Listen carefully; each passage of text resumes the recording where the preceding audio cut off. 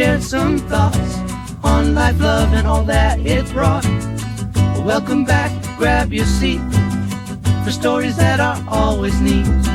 This is the time, come along fast. It's the Occasional Podcast. That was, of course, one of our AI-generated songs. I've been saving that one for a while because the lyrics break down a little bit on that one. I think this is not one of the stronger lyrical representations of an AI-generated song.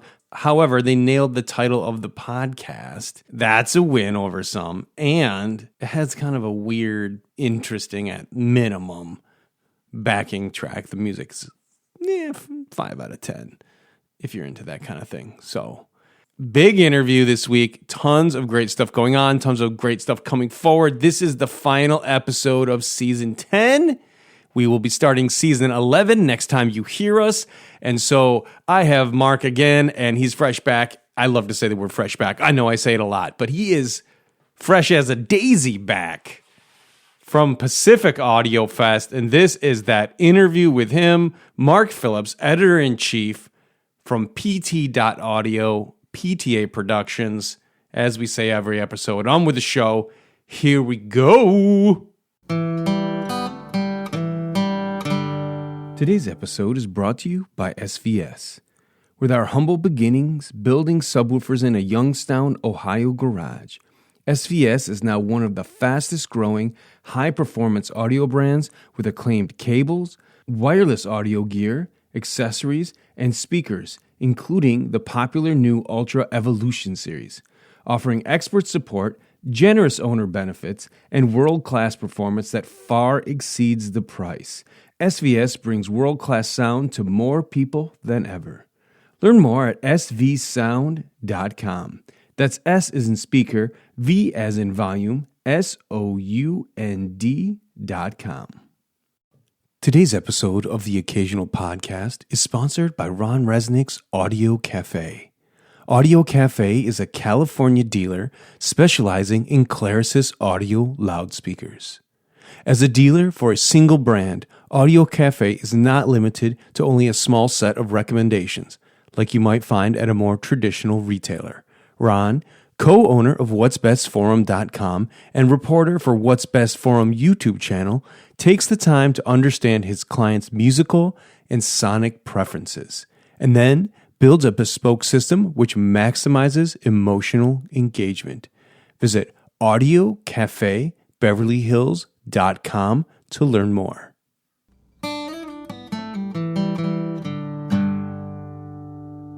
Hello and welcome to the show. Mark and Brian on the air once again. Should I sing harmony with you? Well, now, I'll tell you what. It's been a while since you've had editor-in-chief Mark Phillips on the air with me, and we missed him dearly. He is, like I say, fresh back from Pacific Audiofest this year up in Seattle, and we're so happy to have him on the show. Our man in the field, knowing what he knows. But before we get to all the good stuff from Pacific Audiofest, I did want to get an update while we had Mark on the horn about the best products of the year so far. And I think we've had a chance to review and listen to some great gear. So I wanted to lead off with that and then stick around for the specifics from the latest audio show on the West Coast. But Mark Phillips, before we get into all that, how are you doing? How is life? How are things?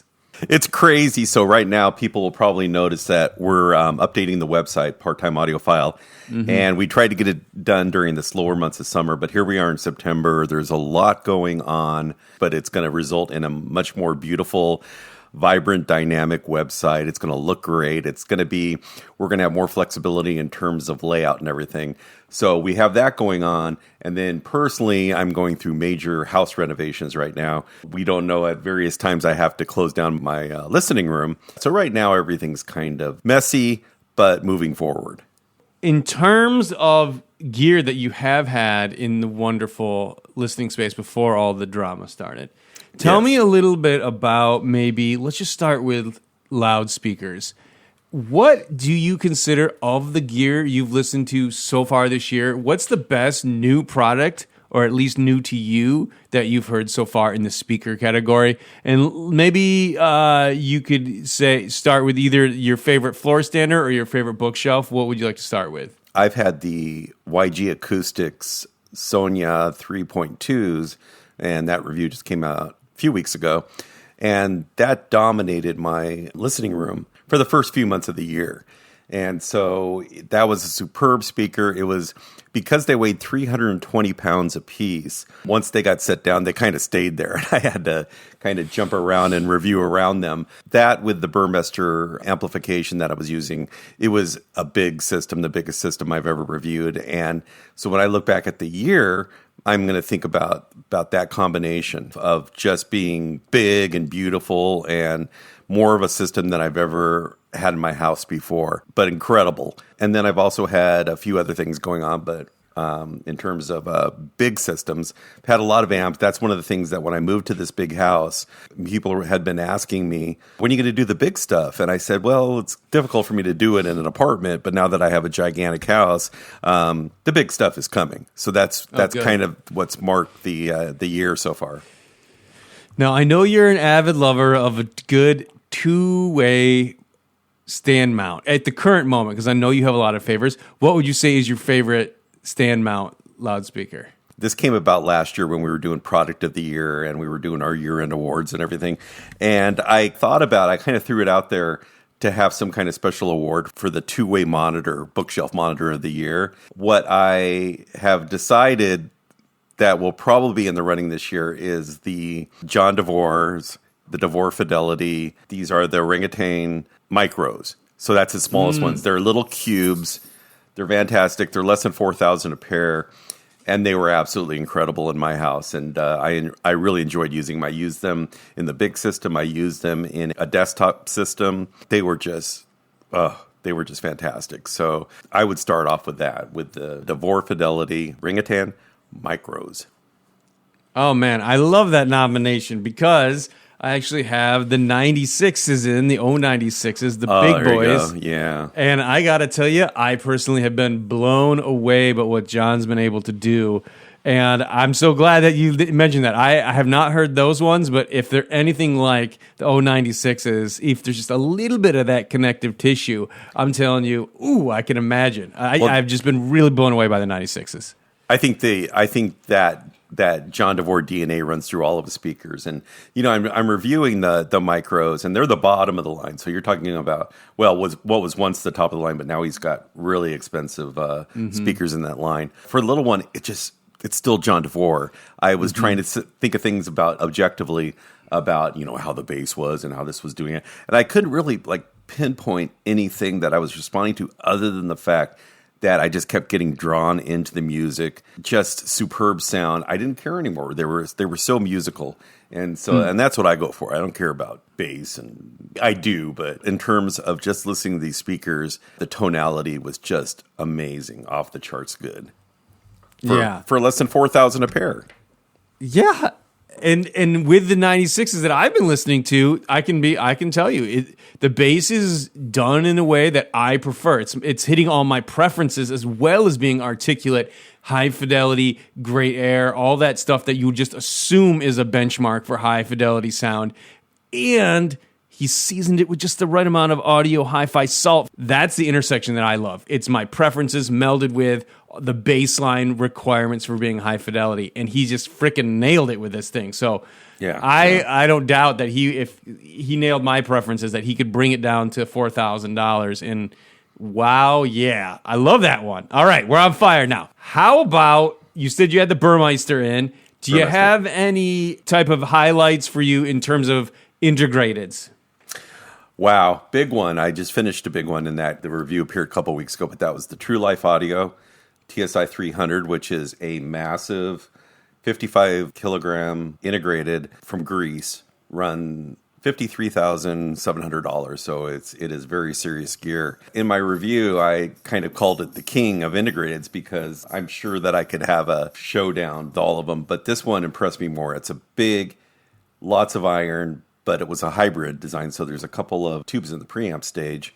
Oh, really? Yeah, but it's this stuff, True Life Audio. We started with this stuff a few years ago when Dr. K. Panagiotis Katavitas reviewed it back when it wasn't really available in the US yet. So I've been waiting patiently for this stuff because it's just really nice. It just seems to go above and beyond a lot of the stuff out there right now.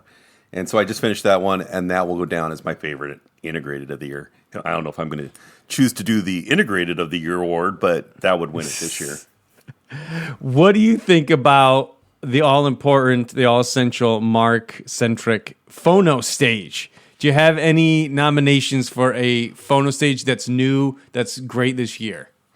Well, I'm going to start off at the top again. Like I said, I've been doing kind of the big stuff. So the one I have in the system right now that I'm reviewing is probably one of the finest ones I've ever used, and it is the Alnic Audio, and it is called the H10000. So it's one of the rare stereo models that have gone into the 5-figure territory with the model designation. But it's the H10000 OTL. It is a massive beast. It's 2 chassis. The power supply is as big as most high-end power amplifiers. The actual unit itself is gorgeous. It has incredible. It has 4 inputs. It's got a lot of tubes, 16, I think, and it's making everything just sound so lovely and beautiful. But at the same time, right before that came the manly Oasis. Sorry. Yeah, Oasis. Good job. I was thinking of it too. I'm like, what is it called? Because I keep thinking Chinook because it's the one that replaces the Chinooks, but it's called the Oasis. And that's for $4,000. And the reason I could think of why it's so affordable, it is kind of stripped down and basic, but all the parts quality are simply amazing. It has 1 set of inputs versus 4. So if you start getting the phono stages that have 2, 3, 4 inputs, that obviously costs more money to do. So Ivana Manley was able to keep the price down of this thing just by keeping it simple, 1 input. But man, that was another superb one. So for more reasonable amount of prices, the Manley was exquisite. But that Alnic Audio, it's big. It's $45,000. I've never had a phono stage anywhere near that price. But here I have, and I've got it in, and I'm loving it. And do you have a pre and a power? Maybe a combination of two, a pre-amp, a power amp? Why, yes, Brian, I do. I had them for a little too briefly, so sometimes you get so busy and with the house thing. But I had just finished with a power amp and preamp combination from a name in my past, that something that I loved 30 years ago, and that's Tom Evans Audio Design. It's out of Wales. He used to make these really great $2,000 phono stages. One was called the Micro Groove, and then there was one called the Groove, and they were really, really fantastic for the money. So he had a flagship monoblocks, 2 monoblocks, and a 2-chassis preamplifier. The 2-chassis preamplifier is called the Master Vibe, and the monoblocks were called the Linear B. And this was just kind of tubey stuff, really exquisite, but it looked like Shindo in a little bit way. It had a kind of a bluish green chassis to it. The power amps were unusual in that they were 2 monoblocks, but they were completely enclosed. You can't take off the top and look at what's inside. That was a fun one because that was that glorious tube sound that for tube lovers who don't want tube to sound like solid state necessarily, not that it was too warm or syrupy or anything, but it let me know the entire time I'm listening to this, of course these are tubes. You can't do anything. And that was a surprisingly fantastic little review to do. Unexpected, but as soon as I heard Tom Evans' name, I said, of course. It's one of my heroes 30 years ago. Still, and after this, he still is, as far as I'm concerned. Nice. And then we have the sources. Do you have a interesting turntable category that you've heard? What's your best turntable source? Yeah, it's been dominated by another turntable that I've had for a few months in here, but it's a glorious one, and that is the J. Sikora Initial Max turntable. And I have 2 of their KV12 tone arms, 2 12-inch tone arms. And so my vinyl rig has been pretty spectacular ever since, March. Got lots of good cartridges put on it. I've got the ADIS cartridge on there now, which is both the J. Sikoras and the ADIS, which is a Lithuanian company that's new. They have a cartridge that the body is made from mammoth tusk. If you can imagine that. It's oh my God. It's like, how do you get that? You feel like Indiana Jones, like, that mammoth tusk belongs in the museum. But they somehow acquired. So that's not the one I have, but I have another one. From the first time I heard this on a J. Sikora turntable, I just said, oh, this is special. This is different. And I know everybody's talking about DS audio is kind of dominating the news when it comes to phono cartridges. This ADAS stuff is really good, and I'm really happy with it. So that's my vinyl rig. That sounds outstanding. I've been doing a lot of vinyl myself lately. You would be surprised and proud of me, Mark. I'd spin a little vinyl every morning. So Good for you. Good for you. I'm getting on the bandwagon finally. Something I'm vastly familiar with, though, digital sourcing. Do you have a digital source that you kind of dig into? I'm playing around with the MyTech Brooklyn Bridge 2, which is originally I had asked them for a DAC because I'm always in need of a DAC. And lately I've been getting a lot of all-in-ones in a little box. And this is one. The streamer, it's a DAC.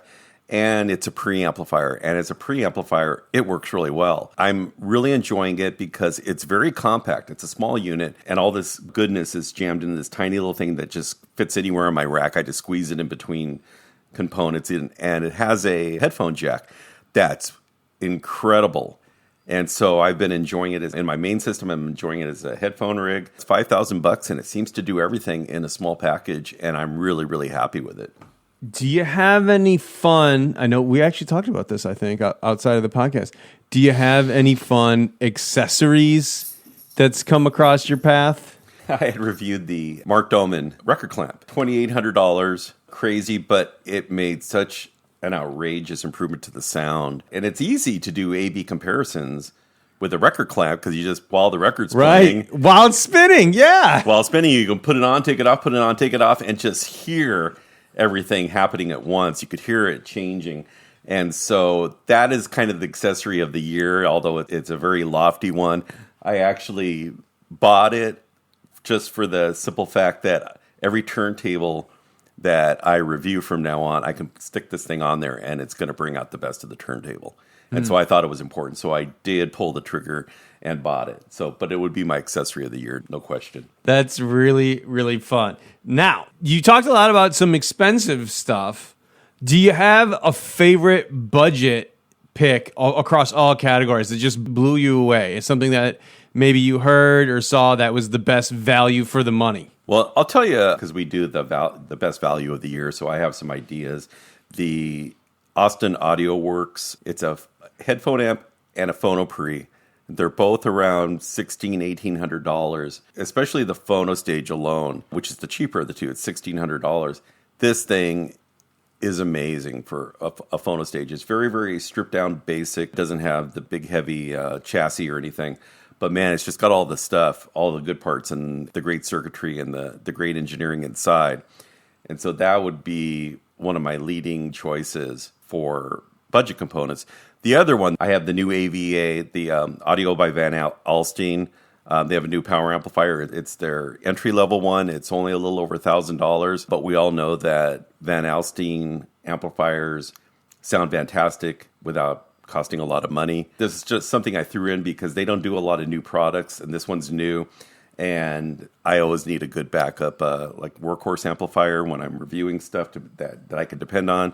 And this one has been really a good surprise. And I think it's $1,100, something crazy, but it's really good.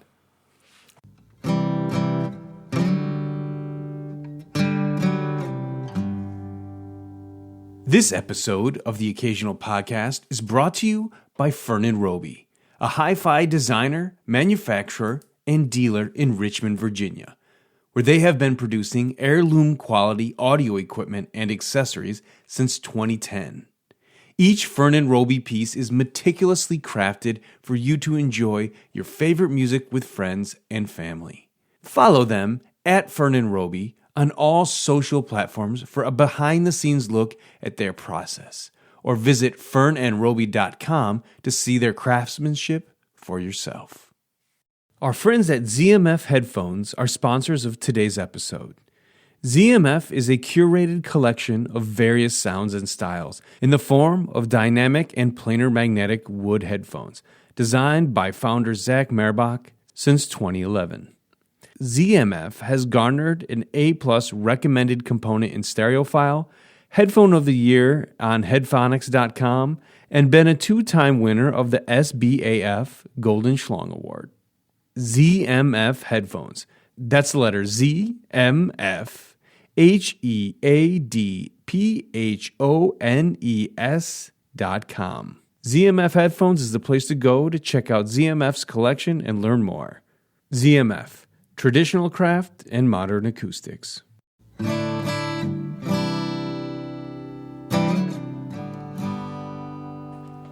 Okay, so Mark, thank you so much for that summary. That was the best of what we've heard so far this year. This year. And of course, look forward to all of our nominations for the Year of the Product Award at the end of fourth quarter. We'll have more great stuff. And then, of course, the website, with a new makeover. We also got new logo and, of course, the new URL, pt.audio.com.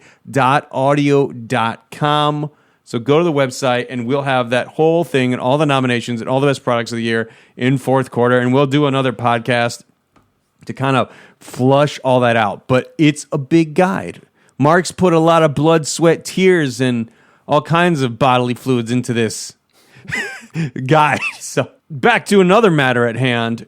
Yes. Fresh out of the airplane. You just got back like yesterday, right? Yeah, not on the today. airplane. I drove.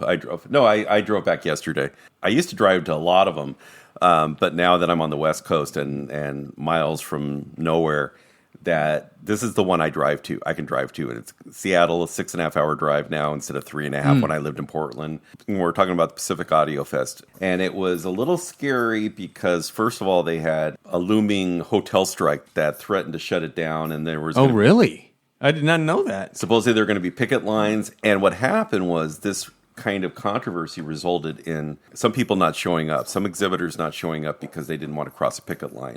So, but I do want to say that there was no picket lines. We didn't see anything out of the ordinary. It was a smaller show than usual in terms of rooms. Not a lot of rooms. I've been to smaller, but this is it was easy for me to cover this. I hit every room. How many rooms total, if you don't mind me asking? I think it was around 30. And they had 60. Okay. And they had 60 last year. That's a decent size. Well, I was the only one there covering the show. So 30 is, I can cover all the show, and then I can have fun with my friends and hang out and relax and listen to some music that systems that I really, really love. It was good from that point of view. But what I found out, though, even though there was a reduced number of rooms, every room seemed to be crowded. I was fighting for the sweet spot chair a lot. And there were a lot of people at the show. The rooms are crowded and sweaty and stinky because it was kind of hot up in Seattle this year. I got there, it was in the 90s. I drove through, on the way there, I was driving through 100-degree weather all the way up the Willamette Valley because I'm not used to hot weather anymore because we stay in the 60s and 70s all summer long. But it was hot up there, but the AC was working this time. The rooms were filled, and there were a lot of good rooms with good sound. One of the main things, though, I will say up front is that they have determined that they're going to do that show every other year instead of every year. Really? And I think that's a good choice for a couple of reasons. Number one is that when you talk to people in the industry, and we're all saying the same thing, is there's way too many shows. We can't go to them all. Again, yeah, COVID kind of cleared out a lot of the density, and now we're like, it's been a success, right? So many shows have been so good with so many attendees that all of a sudden we're just seeing again a flood of shows to the point where, man, we're all booked up again. Like the calendar is just real full. Right. And people, for me, it's people are always asking me to go to all the shows. And I can't because I got a magazine to run, but it is a lot. It's good that it's geographically diverse in terms of like nothing else is going in the Pacific Northwest right now other than this show. As the editor-in-chief of Part-Time Audiophile, I want to cover shows, but I don't want to cover the same shows over and over again because that often means the same rooms with the same equipment. Right. And so if you can mix it up every year, like I try a couple of new shows for the first time, go to exotic foreign countries and do that I think is a little bit more interesting than me walking in and saying, okay, I already know what this room is going to be. I have to keep it fresh. If I go into the same room 3 or 4 times in a single year and I have to say something different and interesting each time, that's a little tough. I like walking into places where I don't know what's going to happen next. You're like the Indiana Jones of HiFi. You're like, dude, I am. Did you bring your little golden idol and you do like the switch with the record clamp? You're like, I got a different record clamp for you. No, I just use the bullwhip. The bullwhip gets a lot of access at shows. We always like to cover the bases, right? We talk about attendance. Right. You said it was well attended. We have a rough amount, 30 rooms. So we got all the data. Was there anything specific about this show that you weren't as tangible as those talking points that we usually go over? Okay, so there were a lot of people there, but it was just this feeling that because it was a smaller show, everybody was more relaxed. Everybody was just kind of hanging out. And because I was there for 3 days, I didn't have to go full speed. I had no health issues this time as I did all earlier in the year. I felt great. I walked into the show. I was relaxed. Everybody else was relaxed. The exhibitors were relaxed and happy. Everybody would have liked it to be a little bit bigger show. But on the other hand, when we walked away, I think we all had a great time. And so we're not complaining. When we boil down to specifics here, okay, do you have their biggest surprise from the show? Big surprise, yeah. I have a couple of them, yeah. Oh, lay them on me. I want to hear. I like big surprises. Okay, number one is, and this is a brand I've heard a couple times before. It's a small company with a big following, and it's Wells Audio. They make amplification. And they had a room they had paired with YG Acoustics. So I reviewed the Sonya 3.2s. They had the Sonya 3.3s there, which is the same speaker with just one more bass module on the bottom. So they're taller than a human. I have to phrase this correctly because it's not exactly audiophile terms, but it was a wall of sound. And it reminded me of growing up, going to college, and I was always a movie buff. And as a special treat, we used to go up to Westwood or other places, West LA, the big classic Hollywood premiere theaters, high quality, state-of-the-art sound systems, and all that. Yeah. And those were always wonderful, wonderful experiences, the best way to see a movie. This system reminded me of that, where it was just this huge wall of sound. They were playing a lot of orchestral music, and it was just being washed over, carried away in this kind of huge landscape of sound. And it kept getting me over and over again how much I enjoyed it. And I've always liked it. I think it's good stuff. Okay, so the other one, and this is Alta Audio and Infigo Audio. Alta makes good speakers. Infigo makes the electronics. This is all revolutionary stuff. There's a lot of technology in them that's different. But this time I really sat and I listened to the sound. It was exquisite. I mean, this is really special stuff. We were talking about me going into the same rooms and hearing the same equipment. I really want to get out and explore and discover new things. And that's one of the great things about Munich international shows, is that you see and hear a lot of things you've never heard before. Well, this is the rare something in the U.S., Alta and Figo, and they're just putting together some really amazing sound with some really innovative designs. And so I'm going to be exploring them more in the future. I do have a chance to review some of this stuff too, and I want to. We'll do the bookends of this situation, and then we'll go back to the middle, right? Sure. So tell me first what you kind of feel like was your best room for a budget sound. So it's not your best room of all, but do we have a top 3 in terms of overall best sound? Not top 3, but because there wasn't a lot of entry level stuff at this gear. This was okay. That's good to know. There were mostly big systems that were there to impress. I like that. There was one exception, and that was the Vanatu room. And so Vanatu is one of those things, powered speakers, and they have internal DACs, and they're active, and they have everything you need in a small speaker system. They're tiny little speakers. I've heard nothing but good things about them. They have one pair, a smaller pair that's $450 a pair, and another one at $650 a pair. And I've had people telling me forever to go in there, go listen to them. Tight schedule. I don't necessarily want to listen to powered speakers for $450. And that was my mistake, because I really like these Vanatus. These Vanatus they're little, they're tiny, and yet they sounded smooth. They were not weird sounding. There weren't a lot of compromises. The tonality was there. And so I got really excited about the Vanatu stuff. Second best room. Not the best. Second best room. What do you think? Maybe that Wells Audio one, but maybe also the Songer Audio. So people know that earlier in this year, I reviewed the Songer Audio S2s. They're a field coil speaker. They have a Wizard cone. They're high efficiency, beautifully made. Fell in love with them, especially with the Alnick Audio T1500 integrated amp, which is a 300B amp. And that combination was one of my two favorites of the year. They were at the show with a new speaker, with the Whammerdyne audio amplification, which is 2A3 tubes, 3.5 watts per channel. Whammerdyne has a lot of new cosmetics. Last year, the stuff looked real vintage, and I thought they found some old amps to play with. This time, everything looks a little bit more modern. Songer had a new version of their SA1. People were walking out of that room just stunned, just like in a daze, because the stuff is so good. And so I'm going to go ahead and say Songer and Wells Audio were my second favorite rooms at the show. And the only thing that winds up as my best sound at the show is probably going to be Audio Group Denmark once again. But they have so many new products. Every time they come to a show, they got something new. And so this time they had a pair of T5s, and the T is their new replacement for the old Z line. So they had T5s. They were $225,000 a pair, so they weren't as expensive as the big speakers in the M line, just a little bit down from that.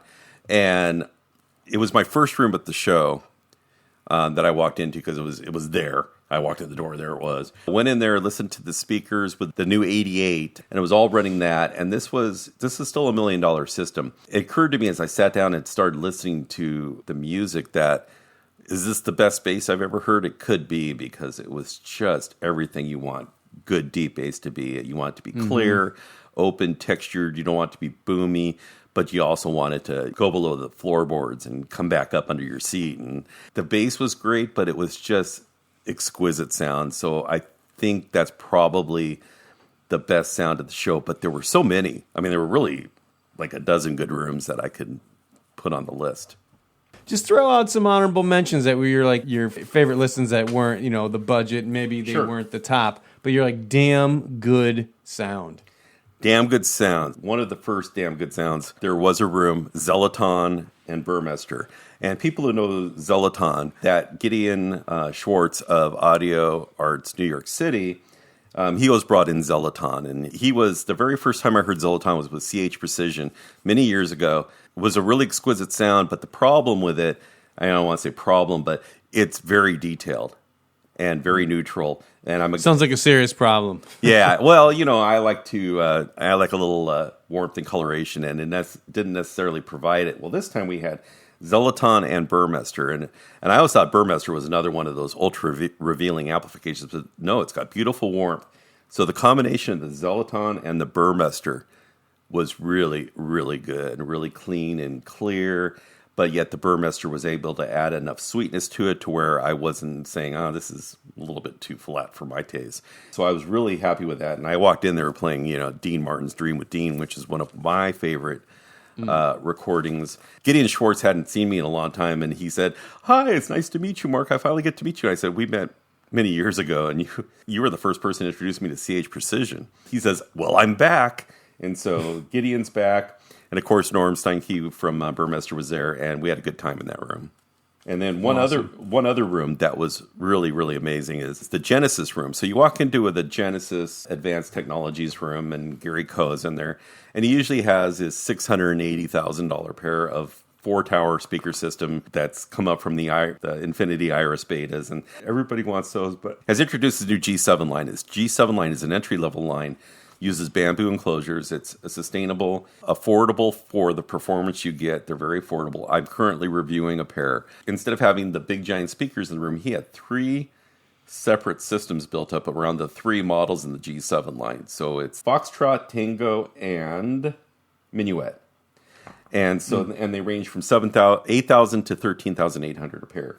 And he had great help from Heat Audio. My friend Bob Clark of Profundo was there. He brought the Wand turntable and the Wand tone arms. He brought Heat Electronics. So you had 3 systems, and you would just walk around the room, and they would do each one. And Genesis G7 speakers are really, really good for the money. Really good. That was a great system. I heard a lot of good music. Oh, Audio Note UK. I always go into the Audio Note UK room. They had a system. It was different from the systems because they usually show their big speakers, the A&Es. The field coil one, right? The last couple of shows they've been doing the field coil one. So this one, what they brought was a pair of A&Js, and the A&J is the one that I reviewed that I fell in love with because I have a history with the Snell Type J, and if you know about Audio Note, you know their speaker designs come from the Snell designs. And so I love the J's. And so they brought the J's, and they paired it with an Auto integrated amplifier, which is only 10 watts per channel. And so they had the second small speakers, and they had the Auto 10 watts per channel. And this system was still just the traditional audio note where it pulls you in. It's amazing. I really love that system. And then there was one more system that I really loved, and that was Scott Walker Audio had a great system. And he had Estelon speakers, and he had JMF, and everybody knows how I feel about JMF by now. I hope they realize this French amplifier company that they're just exquisite. So JMF and Idion digital stack with crystal cable. And this system was just huge and beautiful, a gigantic sound stage. It was in a big room, big system, big room, big sound. Real happy. So that probably wraps up my favorites at the show. At least my top 5, I guess. And as I like to talk about every time, did you hear any songs that were particularly pervasive? And did you get a new chocolate trip going? What did you listen to the most in terms of songs, and what did you hear the most? Like, what did you want to hear, and what did you hear? Okay, so I don't have a new thing, but I do have a funny story about that. I walk into a room, forgot what room it was. Walk into a room, sit down, they're playing it's a live guitar track, and I'm going, this sounds nice. Didn't know the music very well, and I look over at the server to see what it was, and it's Nils Lofgren's "Keith Don't Go," which is supposedly on the list of songs that people are tired of hearing at shows. And I realized, I've never even heard this song before. Okay. I thought, what is this? Oh, this is that, Keith Don't Go.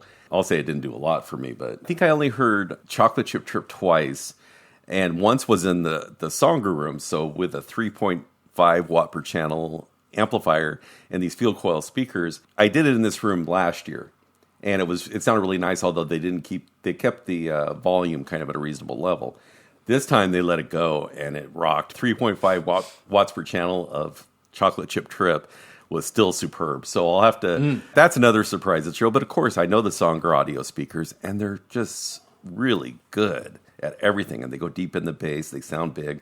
I think people are getting more diverse. I think they're hearing the complaints about getting tired of listening to the same things. More people are streaming, so I think that gives them the flexibility of kind of going into their personal favorites, more things they've discovered. So I'm going to say maybe streaming might be the solution to the same songs being played at audio shows. I think streaming gives us so many more options that maybe that's going away a little bit. We do talk about the balance of analog to vinyl source or analog to digital sourcing at the shows, and I think a lot of times it's contingent on how well the internet access is. Some people can manage to bring their own, but it's sometimes a problem. Even for a small show, this show, they still had issues. I think it's because it's an older hotel and it may not have the biggest, most recent technology when it comes to IT and phones. Everybody had problems streaming, and everybody was kind of upset about it. And when you can't stream at a show, it's so limited these days because everybody asks me, what do you want to hear? Usually I go, whatever you want. Yeah, I was thinking to myself, man, imagine what the bandwidth was if you had just had a normal network and then you had hundreds of rooms all streaming high resolution through that same pipeline. It would just be like a lot of data. It wasn't that long ago that I can remember not being able to use my cell phone at a show just because, That used to happen at tailgates for me in college. You'd be like, you go there, okay, just call me when you're down there in the thing. And you go down there and the tower would be down. Yeah. CES in Vegas would always have that problem, was that I can't call you, don't call me on the phone because I probably won't get it. And so at least those days are over mostly. A lot of the problems with some of these shows is the venue is not quite up to the task, and you don't know until you get there. But nobody can stream, nobody can use their phones. All that stuff is really kind of takes away from a good show. I agree. When you go in the room and they ask you, what do you want to hear? I feel like it's a trick question sometimes. They're like, I don't like it when they say, what would you like to hear? And then I ask for a track and they don't have streaming and they go, well, I don't have that. I only have these limited selection of CDs or records. I go, why'd you ask me that? Like, you should have just said, please pick. Please stop doing that. Please stop handing me your iPad and make me go through your playlist because, more often than not, I look and I go, I don't want to hear any of this. But that was how the whole chocolate chip trip thing started, is that I was getting tired. It's like, you know what? I was an exhibitor long enough. I did stuff, and I didn't care about what they wanted to listen to. I was playing the stuff that I brought to the show that was optimized for the system, and I spent a lot of time doing that. When I walk into a room, I want them to wow me because I know that they picked out a selection of music. Go ahead and wow me. I have such eclectic taste that I'm not in the mood for anything other than good sound. They ask me all the time, it's like, I don't know, dude, just play something. And a lot of times I'll just say, no, let's keep going with whatever brought me into the room in the first place, what you're playing right now. Well, I'll say this. I was having a nice lunch with some of my family, and David Brubeck, Take 5, came on, and I was just like, you guys want to know how many times I've heard this song in my life? And I like it. Listen, I heard it on a great system, and it sounds great, and it gets me a great sense of spatial cues, right? And you really hear the room in that recording, the one that we all hear. I was just like letting them know, by the way, you may have never heard this song, and I hadn't before I started doing this, but now I know it. I know it well. I know it. Okay, so I'll tell you the one song that I hate, that I get up and leave rooms. And I actually had one time at this show, where they sat me down and asked me to stay. I go, we got another song we want you to hear. And it was this song, and it's Chris Brown, No Sanctuary. Yeah. God, I hate that song. Never liked it. And there was one show in the last year where my sleeping room was next to an exhibit room. And that first night when they run the system all through night, they had this on repeat. And I almost jumped out the window. No sanctuary here. I don't care, dude. It's not my music. It's not my music. And they keep playing it for me. And I'm really going to get up and walk out. I was like, what? Anything wrong? This song. How dare you? And so I remember I was in Denmark and they played this song. It was at the Dolly Factory, and they said, and the guy prefaced it by saying, well, everybody loves this song. And as soon as, and he goes, it's Chris Brown, No Sanctuary. I go, not everybody loves it. I had to shout. And then a whole bunch of other people in the room said the same thing. Was like, yeah, I don't need to hear that song again. And I don't even think it's that great sounding. I think it's a little bit over mic'd and, overproduced, and it's not my thing. Take it away. Yeah. Well, Mark, any parting thoughts on the way out here? Thank you so much for your input and your keen reporting skills, bringing it back home. I think Pacific Audio Fest, I still think it's a good show. It's just because it's easy for me to get there. I had a good time. And I don't have a good time necessarily at all the shows. It's not a guarantee. Yeah, it's not a guarantee. Seattle going to every other year, because maybe doing it every year it's just going to get smaller and smaller. I think you have to make people wait and get excited about it. Make them like the Olympics, every 4 years. And and then at the beginning of the year, it's like, so who's doing shows this year? And then it's a mix every year. So I don't know what the answer is, but the Seattle show, I enjoyed myself. And I am going to Capital Audio Fest in November, which is from Gary Gill and Lou Hinckley as well. Looking forward to that one. I haven't been to that one since pre-COVID. These guys are doing a good job. They got the new Texas show, and it's a nice, comfortable, easygoing show. And that's what we all need. Nice, comfortable, easygoing shows. And I will be there as well for Capital, so you will not be alone. Oh, thank you. And I know we've got a couple other writers. I think Greg Neville and Grover Neville are going to be there, and maybe a couple more. That's one of the reasons I haven't been to Capital Audio Fest for so long, is we always have a full team there, and so I don't need to travel all the way across the country to do it, but I haven't been there in long enough and kind of miss it. So, Mark, thanks again for jumping on the show and doing all the dirty work out there. Greatly appreciated, man. No problem, Brian. And don't wait so long to invite me back to the show next time.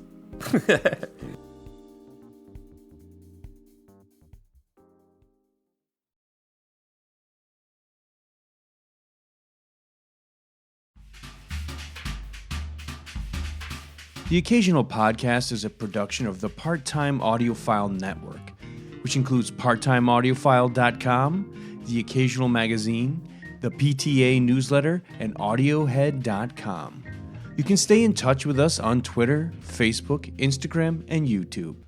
The Occasional Podcast is produced and hosted by Brian Hunter, executive produced by Scott Hall at PTA Productions. The Occasional Podcast and its original associated music is monitored, mixed, and mastered on the Focal Trio 6 BE Studio monitors. AI songs produced by Udio.com. If you haven't already, Please subscribe to the Occasional Podcast on iTunes, Google, Spotify, or wherever your favorite podcasts are downloaded.